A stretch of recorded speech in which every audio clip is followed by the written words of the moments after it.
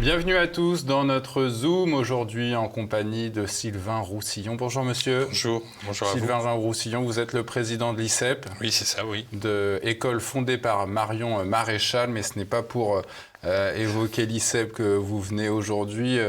Après cet ouvrage, Les Brigades internationales de Franco, vous publiez cet ouvrage, L'épopée coloniale allemande, publié chez Via Romana. Alors, Sylvain Roussillon, à l'heure où la repentance est à la mode, pourquoi faire un ouvrage sur le colonialisme ? Alors, déjà, j'aime bien écrire les ouvrages, les livres que je ne trouve pas. Et c'est vrai que c'est rare. Voilà, c'est vrai que c'est rare. Alors, il y a deux grands historiens, et d'ailleurs je les cite dans mon introduction. Et puis il y en a un qui a préfacé le livre, et l'autre il a postfacé, qui ont été des précurseurs en la matière. C'est d'abord Bernard Lugan, que tout le monde connaît, le grand Bernard Lugan. Et puis Rémy Porte, le lieutenant-colonel Rémy Porte, qui a écrit une magistrale histoire de la Première Guerre mondiale dans les colonies allemandes. Et moi, c'est toujours un sujet qui m'a passionné. C'est la lecture des ouvrages de Lugan qui m'a un peu introduit à ce sujet. La colonisation, c'est un sujet alors, la colonisation et la colonisation allemande. Parce que c'est un élément de l'histoire qui est peu connu. Et puis, l'idée m'en est venue au moment des différentes cérémonies qui ont accompagné les commémorations de la Première Guerre mondiale, qui pour moi est un conflit majeur de l'histoire moderne. Et je me suis aperçu à cette occasion que il y avait un vide. Il y avait un vide, voilà, précisément. Il y avait un vide sur l'histoire coloniale allemande. Un vide qui n'avait d'ailleurs été comblé ni par Bernard Lugan ni par Rémy Porte, puisque Rémy Porte traite uniquement de la Première Guerre mondiale, mais sans parler de la proto-histoire coloniale allemande, si je puis dire, ni des suites d'après-guerre. Et quant à Bernard, il s'est concentré vraiment sur l'Afrique, qui est son domaine de prédilection. Il le fait très bien, et j'ai surtout pas la prétention d'avoir écrit mieux que lui sur le sujet. Mais du coup, il a oublié une partie du monde colonial allemand qui était les possessions allemandes dans le Pacifique, en Océanie et en Chine. Voilà, donc là, ça permet d'avoir une vision peut-être plus large, plus globale. Sur cet esprit de repentance qui flotte dans la République actuelle, qu'est-ce que vous pouvez nous dire ? Alors là aussi, j'ai voulu, à travers cet ouvrage, montrer que c'est vrai que la colonisation n'a pas toujours été rose et n'a pas toujours été un chemin semé de fleurs, mais que par ailleurs, les entreprises coloniales ont aussi apporté énormément au peuple et aux territoires qui ont été colonisés. C'est-à-dire qu'il faut être manichéen ni d'un côté ni de l'autre, mais il faut savoir reconnaître, et c'est ce que je reproche beaucoup à l'esprit décolonial ou anticolonial actuel, il faut savoir reconnaître aussi que la colonisation a porté des choses positives. Alors, cet empire colonial allemand a été donc fondé en 1871 et s'est terminé après la Première Guerre mondiale en 18, donc un empire d'une cinquantaine d'années à peine. Quel esprit animait cette entreprise coloniale, cette tentative ? Alors, je distinguerais deux éléments. D'une part, effectivement, la création du Second Empire allemand, le Second Reich, donc dans la Galerie des Glaces à Versailles, où là, très clairement, la volonté, c'est de marquer l'unité allemande autour du roi de Prusse, devenu empereur allemand. Et puis, il y a une seconde étape qui est vraiment la colonisation, c'est-à-dire la création d'un empire colonial ultramarin. Et là, ça procède d'une autre démarche. En réalité, au départ, les Allemands s'y intéressent assez peu. Bismarck y est plutôt opposé. Pourquoi ? Il est plutôt opposé parce qu'il considère que, comme il le dit à un de ses interlocuteurs qui le presse de lancer l'Allemagne dans la course aux colonies, il lui répond « Moi, ma carte de l'Afrique, elle est en Europe ». C'est-à-dire qu'il considère que les grands enjeux économiques, politiques, financiers se jouent en Europe et pas au-delà. Il n'avait pas tort à l'époque. Et il n'avait pas forcément tort. Mais très vite, l'opinion allemande va évoluer sur ce sujet, c'est-à-dire elle constate que les Français se lancent, alors se sont déjà lancés depuis un petit moment, mais après la guerre de 70, du côté français, la course aux colonies s'accentue, les Britanniques aussi. Et l'opinion publique allemande se dit, et nous enfin, je veux dire, qui va lancer quelle est la personnalité allemande qui va lancer ce processus de colonisation? Il n'y a pas une personnalité en tant que telle.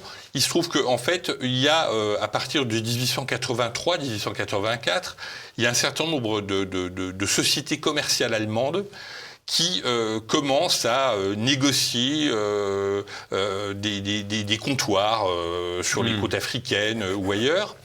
Mais pour leur compte propre.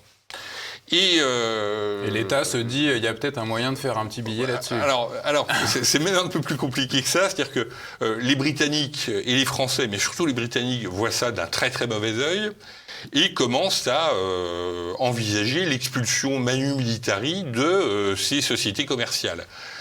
Et les dites sociétés commerciales, fondées par des sujets allemands, des citoyens allemands, se tournent vers le pouvoir central en disant, on est des commerçants, des ressortissants allemands de l'Empire, on est menacé d'expulsion, on aimerait bien une protection de l'État central.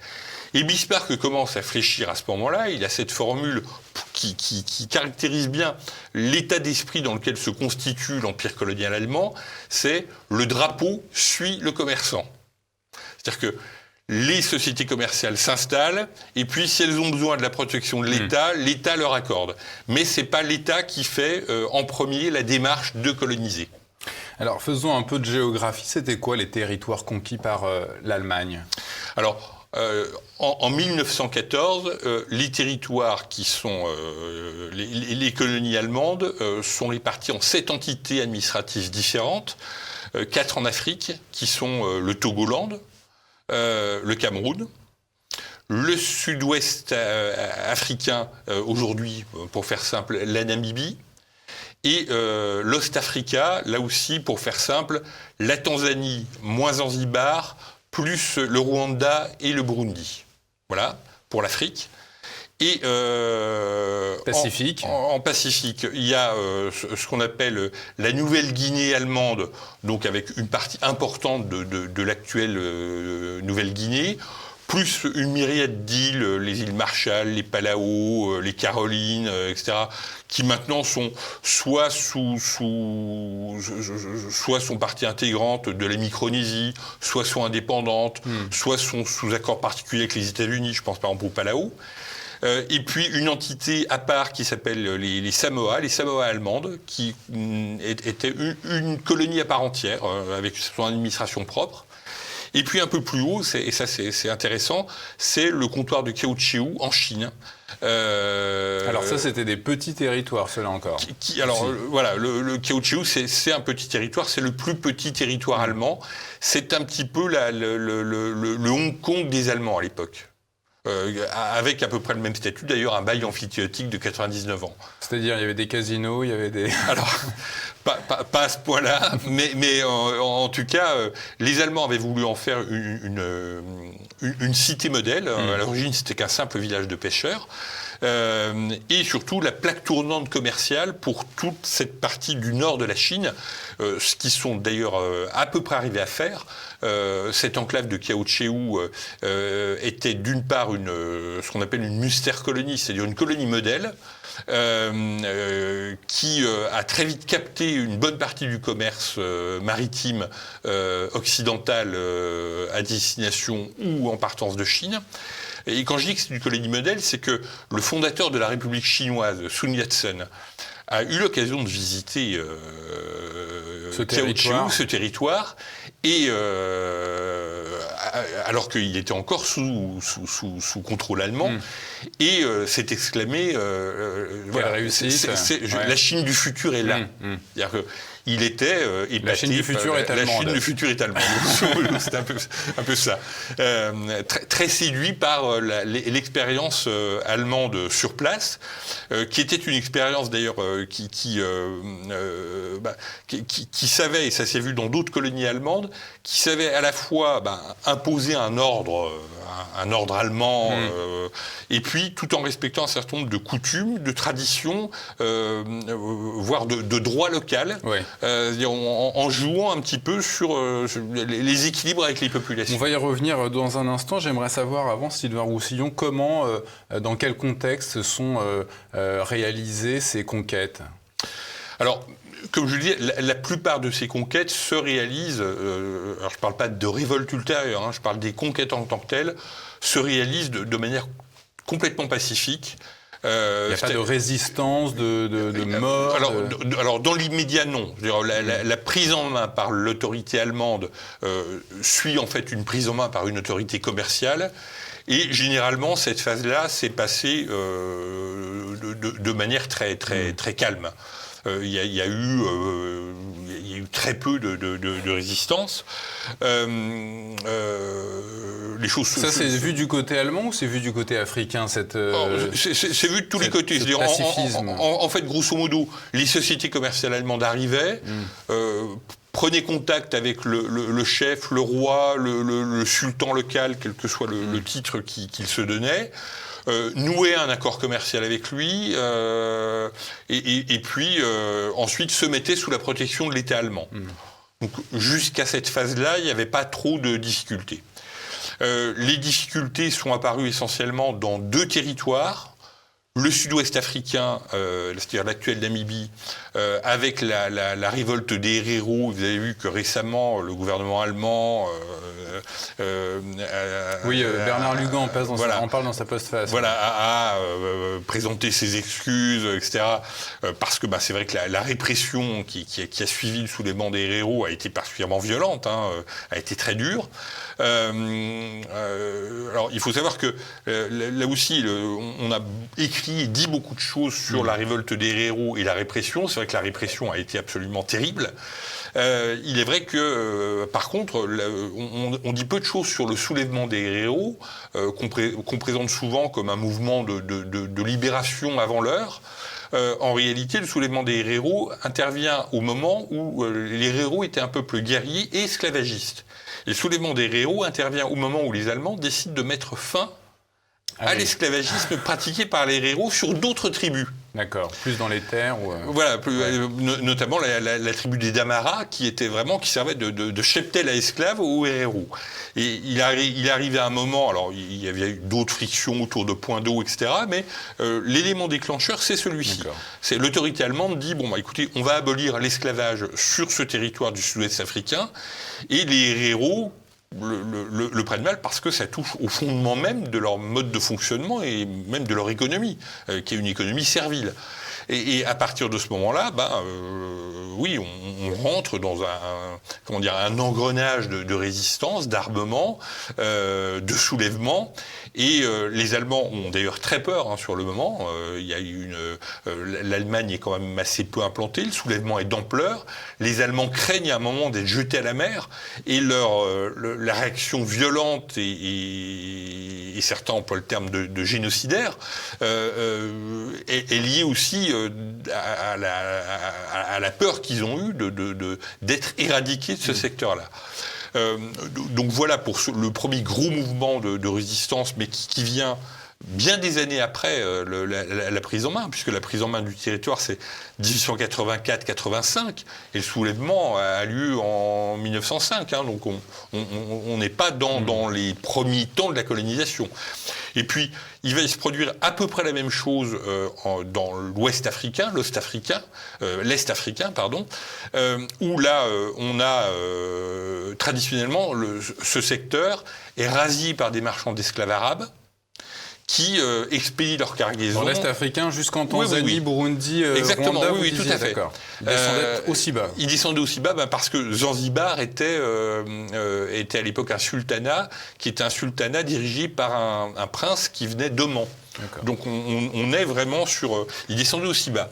Et à ce moment-là, les Allemands, dans les mêmes années, décident de procéder à la même réforme, c'est-à-dire d'abolir l'esclavage sur les territoires et donc de faire la chasse aux esclavagistes et on assiste à un soulèvement de même nature. Cette histoire coloniale allemande, est-ce qu'on peut la comparer à celle de l'Empire français ou de l'Empire britannique ? Alors, est-ce qu'il y a des différences ? Alors, il y a des similitudes, bien sûr, mais il y a des grandes différences. Je ne sais plus quel auteur français disait que la différence notable entre les colonisations britanniques et françaises, c'est que le premier édifice que construisaient les Français quand ils colonisaient un territoire, c'était une école. Le premier édifice que construisaient les Britanniques quand ils colonisaient un territoire, c'était une prison. C'est une caricature voilà. Ou c'est... Alors, c'est un peu une caricature, mais en même temps, c'est vrai. C'est-à-dire que la colonisation britannique est une colonisation... souvent un peu de servitude. C'est un peu ce qu'ils ont fait avec l'Australie, les Anglais. Exactement. La colonisation française, c'est une colonisation où on apporte la bonne parole. Alors la bonne parole qui peut être la bonne parole, on va dire, des droits de l'homme et des valeurs de la République. Est-ce que c'est pas entre la différence entre la France et l'Empire britannique, le fait que voilà, la France est un pays catholique et les autres sont protestants. Est-ce qu'il n'y a pas aussi quelque chose ? Si, c'est-à-dire que en fait, effectivement, la colonisation britannique est une colonisation qui veut son retour sur investissement tout de suite. La colonisation française est une colonisation qui se veut porteuse d'humanisme. Porteuse d'humanisme laïque ou d'humanisme chrétien, catholique. Et c'est une différence fondamentale. La colonisation allemande, comme je l'ai dit, elle démarre sur des critères économiques au départ, et puis très vite, l'État s'en mêle et tente de structurer l'ensemble. Voilà. Donc c'est des colonisations qui, au départ, à la base, sont de nature évidemment un peu différente. C'est pour ça, comme vous le dites, que les populations colonisées ont eu un comportement, je vous cite, admirable et témoigné d'un attachement indiscutable à l'administration allemande, notamment lors du premier conflit mondial. Alors voilà, faut savoir que le premier conflit mondial se joue, est très particulier concernant les colonies allemandes, notamment en Afrique.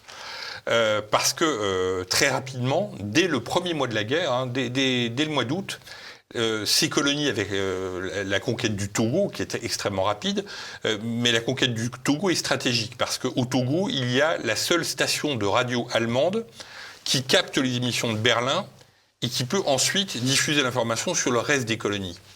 La chute du Togo fait que l'ensemble des autres colonies allemandes se trouvent privées d'informations. On ne sait pas ce qui se passe sur le continent européen. Et donc est coupé de toute information. La flotte allemande étant très nettement surclassée par la flotte britannique, ces colonies sont aussi coupées de tout ravitaillement, en hommes, en armes, en vivres, en matériel. Et ces colonies vont devoir compter sur elles-mêmes. Et à ce moment-là, effectivement, l'attitude des populations indigènes est cruciale. C'est-à-dire que si les populations indigènes avaient été vent debout contre leurs colonisateurs, le colonisateur aurait été balayé. Ouais. Or, on a deux exemples très précis qui montrent que les populations, dans leur ensemble, ont été fidèles à l'autorité allemande. C'est d'une part le Cameroun, qui, à la fin de l'année 1915, les troupes allemandes du Cameroun, encombrées de civils, d'indigènes, etc., se trouvent à peu près encerclés, coincés dans une nasse sur le plateau camerounais, le plateau montagneux. Et ils ont une minuscule fenêtre de sortie entre deux colonnes d'assaut qui sont en train de se constituer pour les anéantir, pour fuir en direction du Rio Muni, qui est une petite enclave espagnole. L'Espagne, à l'époque, est un pays neutre dans ce conflit, et trouver refuge là-bas. Et à peu près 15 à 16 000 personnes vont arriver à s'extirper de ce piège, parmi lesquels seulement 900 soldats européens. Tout le reste est constitué de civils, de soldats de couleur. Et on imagine mal une armée en déroute arriver à entraîner derrière elle une quinzaine de milliers de personnes si cette quinzaine de milliers de personnes n'adhèrent pas à la cause. Comment vous expliquez l'allégeance des populations colonisées à l'Allemagne? Eh bien, je reviens sur ce que je disais sur la Chine. C'est que, pas en toutes circonstances, ça n'a pas été le cas notamment dans le sud-ouest africain, la Namibie, où là, le conflit a laissé des traces, mais sinon, les Allemands ont toujours essayé de jouer la carte des chefferies locales, des traditions locales, d'avoir en fait un système double. La loi du Reich qui s'applique à tous, mais amendée par le droit local, le droit coutumier, les chefferies locales.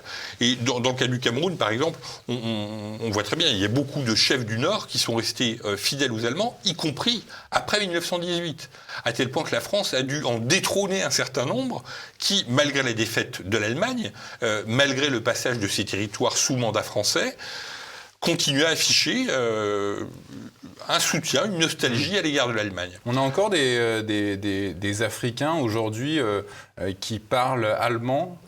Alors, dans les territoires du Cameroun, du sud-ouest africain, etc., non. Mais par contre, en Namibie, l'allemand est encore pratiqué. Alors, l'allemand est encore pratiqué de manière à peu près pure. Et puis, il y a un pidgin, vous savez, ces langues qui sont un petit peu dénaturées, modifiées. Un pidgin allemand qui s'appelle le Küchendeutsch, l'allemand de cuisine, qui est parlé par encore une cinquantaine de milliers de Noirs, d'indigènes. Je le disais tout à l'heure, donc l'Empire allemand s'effondre avec la défaite en 1918. Qu'est-ce qu'ils ont laissé derrière eux?